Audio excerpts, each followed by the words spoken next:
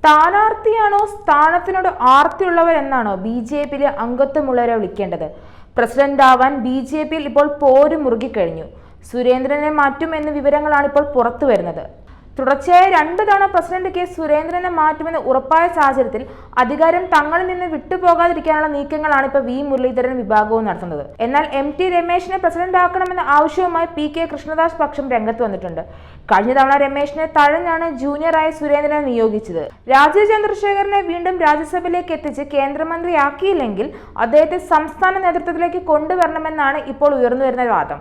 പാർട്ടിയെ പ്രൊഫഷനാക്കാനുള്ള നിർദ്ദേശം രാജീവ് ചന്ദ്രശേഖർ കേന്ദ്രത്തിന് നേരത്തെ തന്നെ നൽകിയിട്ടുണ്ട്.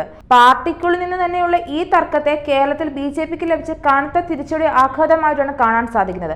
തമ്മിലടി രൂക്ഷമായതിനാൽ RSSൽ നിന്ന് ആളെ എത്തിച്ച് പ്രസിഡന്റ് ആക്കാനുള്ള സാധ്യതയും നേതാക്കൾ തള്ളിക്കളയുന്നില്ല.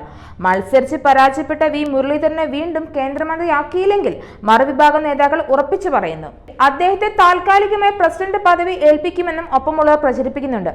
ആദ്യ വനിതാ പ്രസിഡന്റായ ശോഭ സുരേന്ദ്രനെ കൊണ്ടുവരണമെന്നും ചിലർ ആവശ്യപ്പെടുന്നുണ്ട്. എന്നാൽ കനത്ത എതിർപ്പാണ് ഇവർക്കെതിരെ രംഗത്ത് വരുന്നത്. കനത്ത തിരിച്ചടി നേരിട്ട ഒരു തെരഞ്ഞെടുപ്പ് തന്നെയായിരുന്നു BJPക്ക് ഈ പ്രാവശ്യം. തൃശ്ശൂരിന് ഒരു സീറ്റ് മാത്രം തുറക്കാൻ BJPക്ക് കഴിഞ്ഞത്. ഭൂരിപക്ഷമില്ലാതെ ദുർബലമായ 3ാം മോദി സർക്കാരിൽ കേരളത്തിൽ നിന്ന് സുരേഷ് ഗോപിക്ക് മാത്രം മന്ത്രിസ്ഥാനം കിട്ടാൻ സാധ്യത. 1ാം മോദി സർക്കാരിൽ അൽഫോൺസ് കണ്ണന്താനമായിരുന്നു കേരളത്തിന്റെ പ്രതിനിധി. 2017 സെപ്റ്റംബറിലാണ് കണ്ണന്താനത്തെ കേന്ദ്ര സഹമന്ത്രിയാക്കിയത്. സുരേഷ് ഗോപിയുടെ വകുപ്പ് ഏതാനുള്ള കാര്യത്തിൽ ഇതുവരെ തീരുമാനമുണ്ടായിട്ടില്ല. അതേസമയം കേന്ദ്രമന്ത്രി ആകാൻ ഇല്ലെന്നാണ് സുരേഷ് ഗോപി വാർത്താ സമ്മേളനത്തിൽ പറഞ്ഞത്. കൂടുതൽ വാർത്തകൾ അറിയുവാനായി ഈ ചാനൽ സബ്സ്ക്രൈബ് ചെയ്ത് ഫോളോ ചെയ്യുക.